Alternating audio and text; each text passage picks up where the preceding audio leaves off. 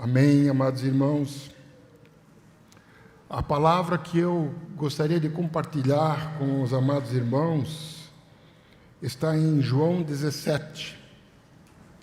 Nós, no encontro passado, quando o Léo, continuando a palavra que ele ministrou sobre a palavra de Deus e testemunho de Jesus, foi por causa da palavra de Deus e do testemunho de Jesus que João estava preso em Patmos, não é? E a palavra de Deus, o testemunho de Jesus, nós encontramos outras vezes no livro de Apocalipse. E aqui em João 17, nós encontramos o testemunho de Jesus, a sua oração, chamada oração intercessória. Ali nós podemos perceber, né, a intimidade do Senhor Jesus com seu Pai. Jesus sempre, ou muitas vezes, ele sozinho subia ao monte para orar. Aqui era a noite anterior à sua traição. Ele fez questão de orar na presença dos seus discípulos. Então nós podemos perceber a sua intimidade com o Pai. Talvez oração parecida com essa ele tinha feito, mas não sabíamos. Aqui nos é revelado. Então o Senhor nos mostra o seu coração. Podemos entender, né, da sua mente, podemos entender da sua vontade, no que diz respeito ao seu relacionamento com o Pai, da sua intercessão com aqueles que estavam próximos a Ele e olhando para o futuro, para os próximos séculos. Até nós estamos nessa oração aqui do Senhor Jesus. Então eu gostaria que você abrisse comigo em João capítulo 17. Eu gostaria de ler inicialmente, são só 26 versículos, vamos ler para nos acostumarmos ou nos inteirarmos mais uma vez, porque tenho certeza que os irmãos já leram, da palavra do Senhor. Jesus falou assim, e levantando seus olhos ao céu, disse: Pai, é chegada a hora. Glorifica teu Filho, para que também o teu Filho te glorifique a ti. Assim como lhe deste poder sobre toda a carne, para que dê a vida eterna a todos quantos lhe deste. E a vida eterna é esta, que te conheçam a ti só, por único Deus verdadeiro, e a Jesus Cristo a quem enviaste. Eu glorifiquei-te na terra, tendo consumado a obra que me deste a fazer. E agora glorifica-me tu, ó Pai, junto de ti mesmo, com aquela glória que tinha contigo antes que o mundo existisse. Manifestei o teu nome aos homens que me destes, que do mundo me destes, eram teus, e tu mos destes, guardaram a tua palavra. Agora já têm conhecido que tudo quanto me deste provém de ti, porque lhes dei as palavras que tu me deste, e eles as receberam, e têm verdadeiramente conhecido que saí de ti, e creram que me enviaste. Eu rogo por eles, não rogo pelo mundo, mas por aqueles que me deste, porque são teus.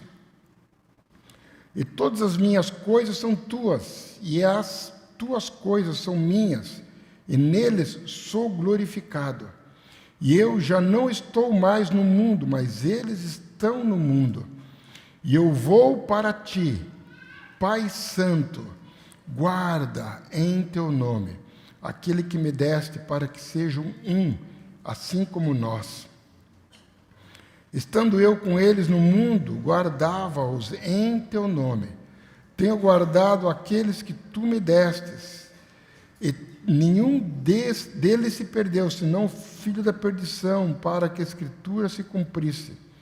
Mas agora vou para ti, e digo isso no mundo, para que tenham a minha alegria completa em si mesmos. Dei-lhes a tua palavra, e o mundo os odiou, porque não são do mundo, assim como eu não sou do mundo. Não peço que os tire do mundo, mas que os livre do mal. Não são do mundo, como eu do mundo não sou. Santifica-os na tua verdade. A tua palavra é a verdade. Assim como tu me enviaste ao mundo, também eu os enviei ao mundo. E por eles me santifico a mim mesmo, para que também eles sejam santificados na verdade.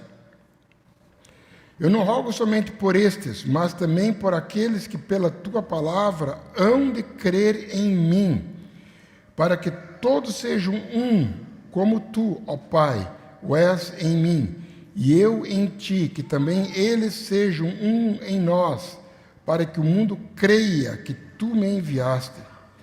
E eu dei-lhes a glória que a mim me deste, para que sejam um como nós somos um, eu neles e tu em mim, para que eles sejam perfeitos em unidade, para que o mundo conheça que tu me enviaste a mim e que os tens amado a eles como me tens amado a mim. Pai, aquele que me deste, quero que onde eu estiver, também eles estejam comigo, para que vejam a minha glória que me deste, porque tu me amaste antes da fundação do mundo. Pai justo, o mundo não te conheceu, mas eu te conheci, e esses conheceram que tu me enviastes a mim. E eu lhes fiz conhecer o teu nome, e lhe farei conhecer mais, para que o amor com que me tens amado esteja neles, e eu neles esteja. Não é possível ler essa oração sem ter um senso de maravilhamento, né? De ver a intimidade do Senhor com o Pai e de ver que Ele trata Deus como aquele quem conhece antes de vir a esse mundo. Verdadeiramente Jesus é Deus, como nós sabemos que é. Mas, a nível de introdução, não vamos nos deter, mas só mencionar, até porque Léo já fez as colocações no último encontro. Se nós olharmos João capítulo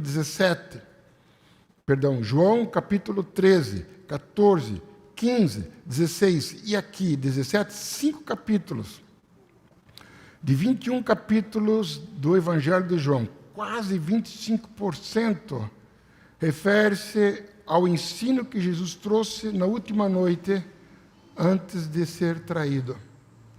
Se considerarmos João capítulo 12, que provavelmente foi um dia anterior ou dias anteriores, certamente na última semana, então passa de 25%.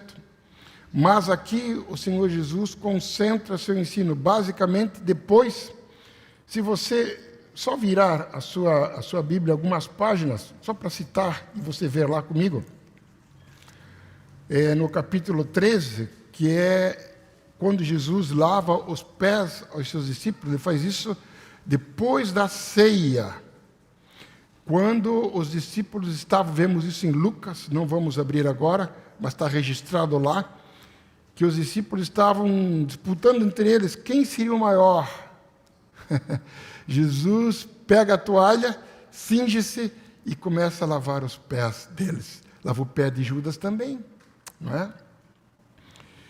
E o Senhor Jesus diz: vós me chamais mestre e Senhor. Eu verdadeiramente sendo Senhor e mestre, vos dei o exemplo para que façais de mesmo modo. E no versículo 30 do capítulo 13, diz assim: tendo Judas tomado bocados, logo saiu, e já era tarde. Então, a partir do versículo 31, todo o ensino que o Senhor tem para os seus discípulos é sem a presença de Judas. E ele fala do novo mandamento, no versículo 34, todo o versículo 14, não vou me demorar, mas tem passagens tremendas e preciosas, tipo, versículo 9, disse-lhe Jesus, versículo 8 inicialmente, disse-lhe Filipe, Senhor, mostra-nos o Pai. E é o que nos basta. Disse-lhe Jesus: eu estou há tanto tempo convosco que não me tendes conhecido, Filipe. Quem vê a mim, vê o Pai. E como dizes tu, mostra-nos o Pai. Quem teria a coragem de falar isso? Quem não fosse um com o Pai desde o princípio? Somente o Filho, o Verbo, poderia falar tal coisa. Versículo 32, na verdade vos digo que aquele que crê em mim também fará as obras que eu faço, e as fará maiores do que essas, porque eu vou para o Pai. Por isso podemos, em nome de Jesus, orar pelos enfermos. Em nome de Jesus, cumprir todos os desígnios que Ele já nos determinou. Os sinais acompanharão os que crerem. Porque a palavra de Deus assim nos diz, precisamos, com uma fé simples, obedecer. E o Senhor há de se mover. Depois, todo o capítulo 14 em diante, 15, versículo 15 em diante, Jesus promete o Espírito Santo, não vou entrar nessa questão, só gostaria de citar aqui o versículo 27 do capítulo 14, quando o Senhor Jesus diz: deixa-vos a paz, a minha paz vos dou, não nola dou como o mundo a dá, não se turbe o vosso coração, nem se temorize. Porque os discípulos estavam preocupados, eles pressentiam que alguma coisa estava para acontecer, mas Jesus deu-nos da sua paz. Deixa-vos a minha paz. Nós vivemos circunstâncias, muitas vezes, onde nós precisamos lembrar dessa palavra do Senhor: deixa-vos a paz, a minha paz vos dou, porque ela é verdade. Versículo 31. Mas é para que o mundo saiba que eu amo o Pai e que faço como o Pai me mandou. Levantai-vos, vamos-nos daqui. Jesus agora, como nós podemos encontrar em Mateus capítulo 26, depois você vê lá, capítulo 26, que Jesus, saindo do cenáculo, desceu o Monte das Oliveiras, em direção ao Getsemane. Lá no Getsemane ele separa Pedro, João e Tiago, para com ele orar. E o Senhor ali, sabendo que o momento era chegado, na angústia, como homem, ele orou: Pai, afasta de mim esse cálice, se possível, mas não seja feita a minha vontade, mas a tua vontade. E os discípulos estavam ali para falar: amém, Jesus. Não, eles estavam dormindo. Mas aí o capítulo 15, nós conhecemos, não é? Versículo 12 do capítulo 15, que vos ameis uns aos outros, assim como eu vos amei. Indo para o capítulo 16, o Espírito Santo é nos dado. Nós temos o versículo 7 ao versículo 14 de João 16, o ministério do Espírito Santo. E aí então nós chegamos agora no versículo 30 do capítulo 16, que o Senhor diz: agora conhecemos, melhor, os discípulos dizem: agora conhecemos que sabes tudo, e não precisa que alguém te interrogue, por isso cremos que saísse de Deus. Respondeu-lhe Jesus: credes agora? Eis que chega a hora, e já se aproxima, em que vós sereis dispersos. Versículo 33, tenho-vos dito isso para que em mim tenhais paz. No mundo tereis tribulações, mas tende bom ânimo, eu venci o mundo. Esses capítulos citados aqui são capítulos tremendos. Antes de me converter, eu já lia a Bíblia, não entendia muita coisa, mas sempre que eu lia João, algo tocava no meu coração, aquecia no meu coração. Era uma chaminha que depois tornou-se um fogo do Senhor, não é? Mas já era o prenúncio que algo iria acontecer comigo. Eu falava: não é possível, como que Jesus pode falar essas coisas? Ele é exatamente aquilo que ele diz que é. Olha só. Então, chegamos agora, irmãos, ao capítulo 17. Capítulo 17. Vamos dividir em 3 partes.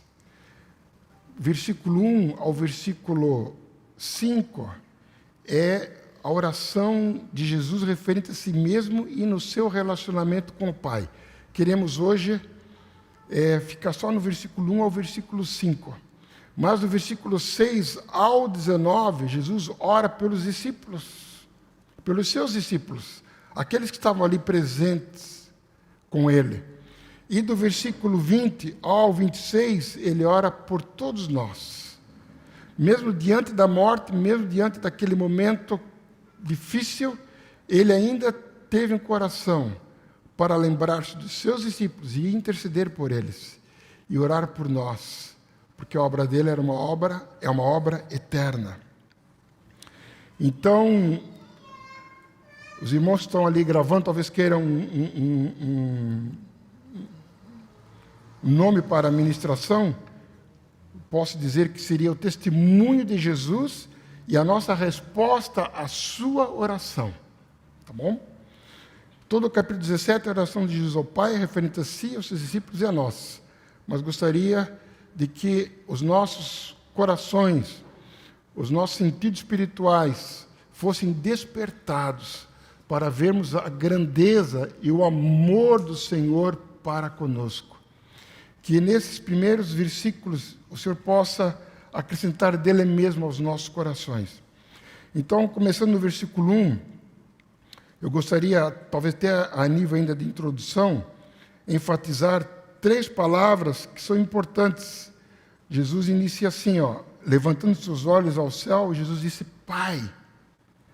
Só no capítulo 17, eu creio que 6 vezes o Senhor Jesus refere-se a Deus como Pai. Isso mostra seu relacionamento de intimidade com o Criador. Não é?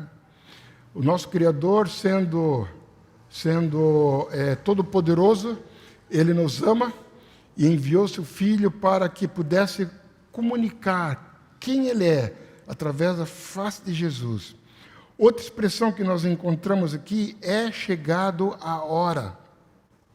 Se você prestou atenção, ou preste atenção quando ler João, aparece 7 vezes essa expressão, 4 vezes, ainda não é chegada a minha hora, e aqui no final Jesus diz, é chegada a minha hora. Não é? Eu creio que no capítulo 12, 23, só para os irmãos verem lá, Jesus diz, Jesus já respondeu, dizendo, é chegado a hora em que o Filho do Homem há de ser glorificado. Depois, nós encontramos em capítulo 13, versículo 1, ora, antes da festa da Páscoa, sabendo que Jesus, que já era chegado a sua hora de passar desse mundo para o Pai. E agora, na noite anterior, no versículo 1 do capítulo 17, o Senhor diz, Pai, é chegado a hora. E outra expressão que nós encontramos aqui é para quê? Penso que os irmãos já observaram essa expressão, não é? Para quê? É bem fácil de entendermos, não é? Significa propósito, resultado, intenção. Jesus sempre diz, Pai, glorifica o teu nome. Para quê? Pai, glorifica o teu Filho, para que o teu Filho te glorifique também. E vamos encontrando essa expressão no decorrer do capítulo 17. E no versículo 26, concluindo, também aparece para quê? Ele fiz conhecer o teu nome, e lhe o farei conhecer mais. Para quê? O amor com que me tens amado esteja neles, e eu neles esteja. Propósito, resultado, intenção. O Senhor tinha claro isso, a razão pela qual ele veio. Então,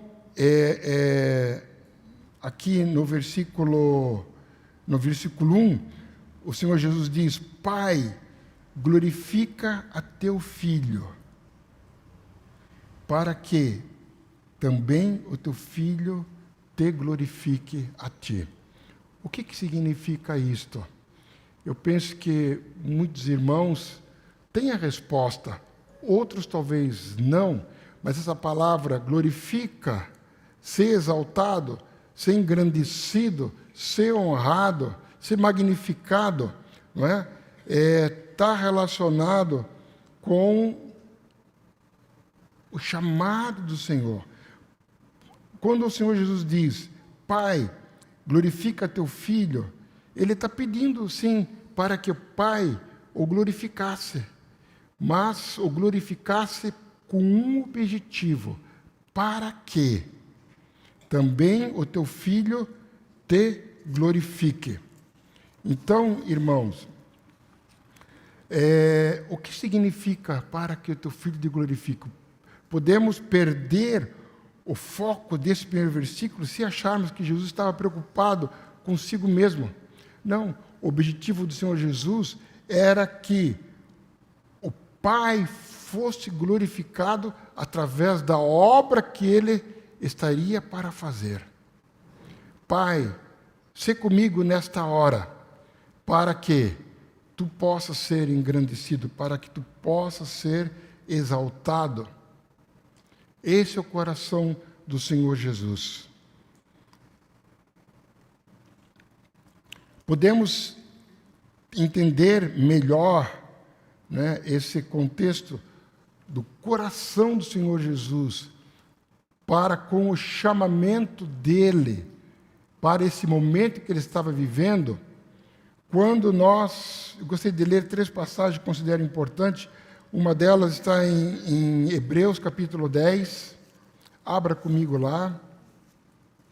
Hebreus 10.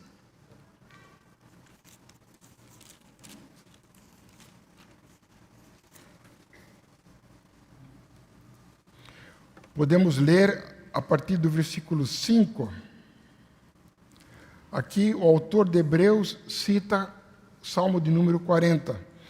Diz assim, por isso entrando no mundo diz, sacrifício e oferta não quiseste, mas corpo me preparaste, holocausto e oblação pelo pecado não te agradaram. Então disse eu, eis aqui venho, no princípio do livro está escrito de mim, para fazer, ó Deus, a tua vontade. Como acima diz, sacrifício e oferta, e holocausto e oblações pelo pecado não quiseste, nem te agradaram, os quais se oferece segundo a lei. Então disse, eis, aqui venho, para fazer, ó Deus, a tua vontade. A vontade do Pai, vamos entender melhor depois, no versículo 2 e no versículo 3. Para tanto, o Senhor Jesus precisaria oferecer-se a si mesmo, para que todos os desígnios de Deus pudessem ser cumpridos, sua justiça e, consequentemente, a nossa salvação. Gostaria que você abrisse comigo em Lucas, capítulo 9. É uma passagem muito preciosa, que fala ali da transfiguração do Senhor Jesus. Aqui penso que esteja faltando aproximadamente 6 meses para o sacrifício do Senhor Jesus na cruz do Calvário. Ele estava nas regiões norte de Israel. E ali, então, esse texto é paralelo, ou que antecede isso, paralelo a Mateus 16, não é?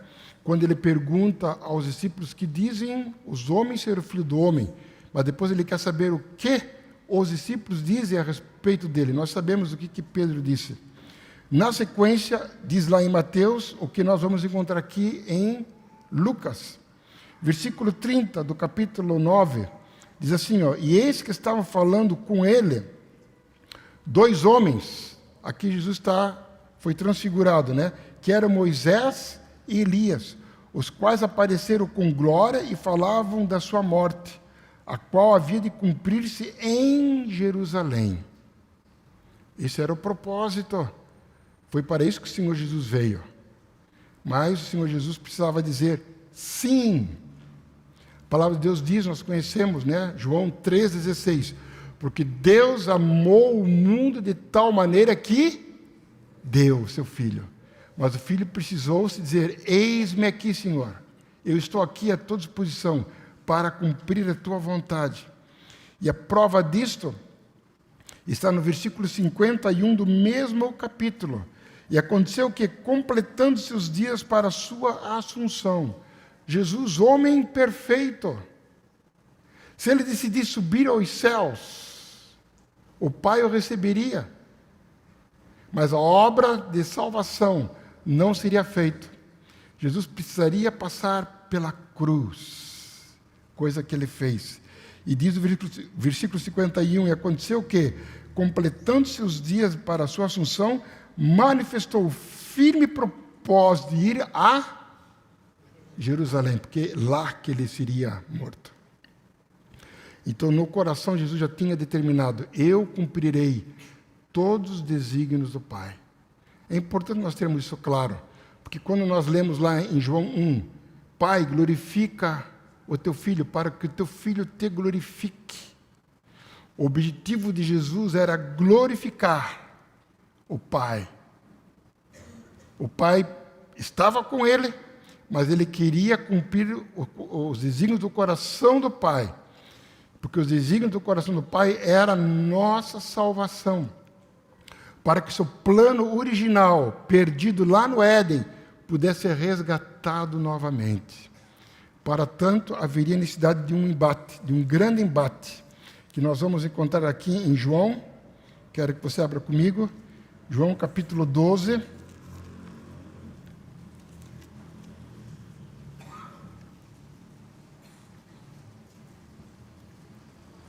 Versículo 27. Agora minha alma está perturbada, e que direi eu? Pai, salva-me desta hora, mas para isso vim a esta hora. Pai, glorifica o teu nome. A glória do Pai seria manifesta pela obra de seu Filho na cruz por nós. Então veio uma voz que dizia: já o tenho glorificado, e outra vez o glorificarei. Quem disse isso? O Pai. O irmão Dake, na sua Bíblia de estudo, ele diz algo que faz muito sentido. Ele diz que quando o Pai disse: já o tenho glorificado, diz respeito ao embate de Jesus no deserto com Satanás. Ali Satanás mostrou a sua cara, e Jesus teve embate com ele. Quem foi vencedor? Quem foi vencedor? Jesus. Jesus foi vencedor. E aqui, o versículo 28 diz: e outra vez o glorificarei. Quando ele seria glorificado? Depois de completar a sua obra na cruz do Calvário. O inimigo seria derrotado. Tanto é verdade que, se você ler o versículo 30, respondeu Jesus e disse: não veio a vós por amor de mim, mas por amor de vós. Agora é o juízo deste mundo. Agora será expulso o príncipe deste mundo. O príncipe foi derrotado na cruz do Calvário. Sabemos, de Colossenses capítulo 2, que ele despojou o inimigo na cruz do Calvário. A dívida que nos era contrária foi rasgada. O inimigo, quando achou que estava vencendo, ele foi derrotado. Jesus precisou dar a sua vida. Um outro capítulo que gostaria de ler, já que estamos em João 12, vire atrás uma ou duas páginas, chegamos em João 10, versículo 17. Capítulo 10 é o capítulo do bom pastor, não é? Eu penso que muitos lembram assim, é o capítulo do bom pastor. Mas veja o que diz o versículo 17. Por isso o Pai me ama, porque dou a minha vida para tornar a tomá-la. Ninguém me tira de mim, mas eu de mim mesmo a dou. Apesar da sua alma estar perturbada, ele falou: mas eu não posso fugir, porque para isso que eu vim. Eu cumprirei os desígnios do coração do Pai, o qual, pelo gozo que lhe estava proposto, desprezou a ignomínia ou a vergonha da cruz. E hoje está sentado à destra do Pai. Ninguém me tira de mim, mas eu de mim mesmo a dou. Tenho poder para dar e tenho poder para tomá-la. Esse mandamento eu recebi de meu Pai. Então, voltando lá a Lucas, lembre que nós lemos no Monte da Transfiguração, no versículo 51, está escrito: chegados os dias da sua assunção, da sua ascensão aos céus, ele, com firme propósito, disse: não, eu irei para Jerusalém. Eu darei a minha vida. Eu darei minha vida. Então, quando lermos João 3,17, vamos lembrar disso. João 3,16. Porque Deus amou o mundo de tal maneira que deu o seu Filho. É verdade.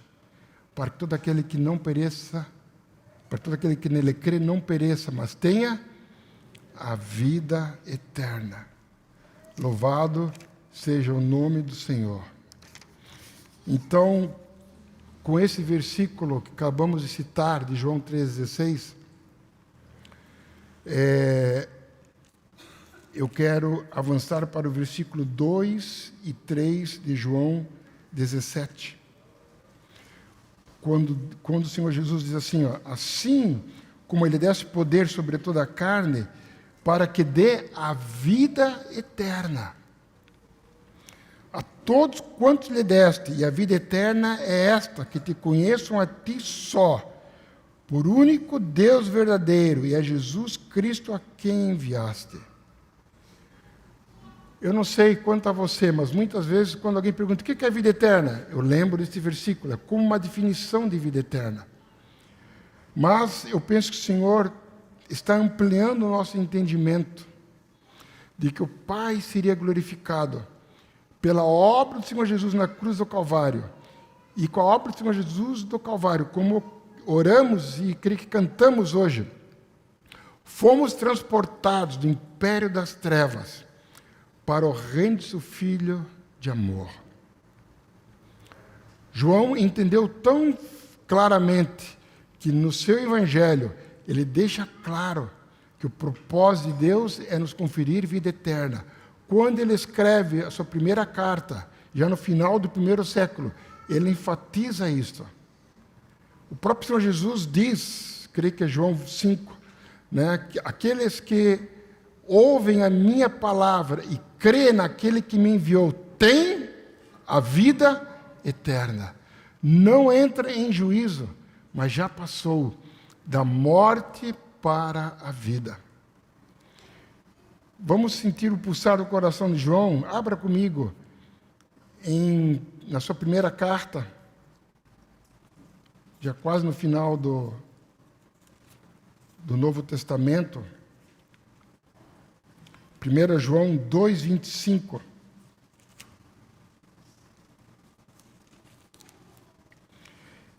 E esta é a promessa que Ele nos fez, a vida eterna. Irmãos, nós citamos vida eterna, falamos de vida eterna, mas talvez não tenhamos o entendimento do que significa isto, não é? O homem natural, ele procura prolongar a sua vida, né? Há estudos, está sendo feitos estudos, para que o homem possa viver de forma saudável acima dos 120 anos. Mas, depois o que vem? Vem a morte. O homem natural vai morrer. Com 80, 90, 100, 110, 120, vai morrer. 130, vai morrer. Mas nós temos a vida eterna. O caminho para desfrutarmos da árvore da vida em Cristo Jesus na cruz do Calvário foi aberto. Veja o que diz 1 João, capítulo 5, versículo 11 e 12. E o testemunho é este, que Deus nos deu a vida eterna, e essa vida está em seu Filho. Quem tem o Filho, tem a vida. Quem não tem o Filho, não tem a vida. Então o Senhor Jesus disse que a vida eterna é essa, que te conheçam a ti só, e a Jesus Cristo. A ti só. É interessante, já que estamos aqui em 1 João 5, acabamos de ler 11, 12, veja o que diz o versículo 20, última parte.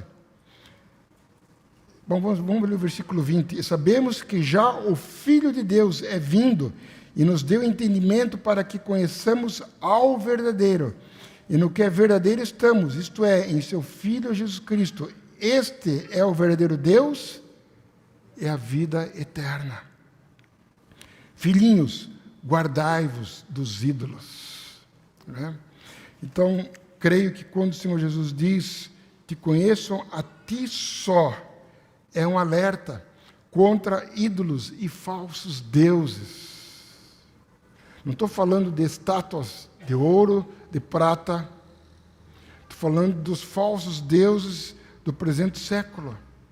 Idolatria no meio cristão não é rejeição de Deus.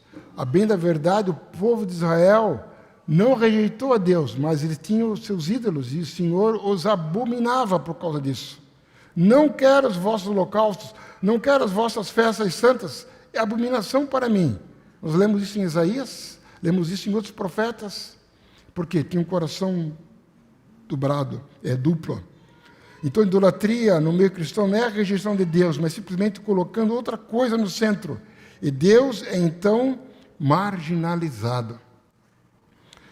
Deus influencia a nossa vida à distância. O resultado é separação e imaturidade. Que nós possamos servir a Deus como o único Senhor, como diz aqui, versículo 3, de João 17. E a vida eterna é essa, que te conheçam a ti, só, por único Deus verdadeiro, e a Jesus Cristo, a quem tu enviaste. Que o Senhor possa nos ajudar a tê-lo como primeiro e único em nossas vidas. Que tudo mais possa orbitar, porque nós não somos esse mundo, mas estamos nele. Tudo mais possa orbitar, mas que busquemos em primeiro lugar o seu reino e a sua justiça. E ele diz que a vida eterna é conhecer a Deus. É um processo de relacionamento, de obediência, de dizer sim à sua palavra. Eu creio, irmãos, que nas nossas vidas, quando digo nossas vidas, estou me incluindo, existem ainda pontos que nós falamos sim, Senhor, mas lá no fundo é um não, porque fazemos a nossa vontade. Mas que o Senhor possa encontrar em nós um coração totalmente rendido a Ele, como era o coração do Senhor Jesus. Quando Ele orou naquele momento de agonia, Pai, se possível for, afaste de mim esse cálice, mas não seja feito a minha vontade, mas a tua vontade. Então, no versículo 4, o Senhor Jesus diz: eu glorifiquei-te na terra, tendo consumado a obra que me deste a fazer. Eu glorifiquei-te na terra. Por Jesus, a glória de Deus foi manifesta. O próprio versículo responde de que forma o Senhor Jesus glorificou o Pai na terra, consumando a obra que o Pai o deu para fazer. Não é isso que está no versículo 4? Jesus glorificou o Pai porque Ele realizou exatamente o que o Pai desejava que Ele realizasse. Se você eventualmente está anotando, eu separei alguns versículos que eu vou citar, que você pode procurar depois para ver como Jesus estava 100% alinhado com o coração do Pai. João 5, todos no Evangelho de João. João 5, 19, versículo 20, depois versículo 30 e versículo 36. João 6, versículo 27 e versículo 38. João 7, versículo 16 e 17. João 12, 49 e 50. Tá? João 12 ainda, 27. E João 18, 37.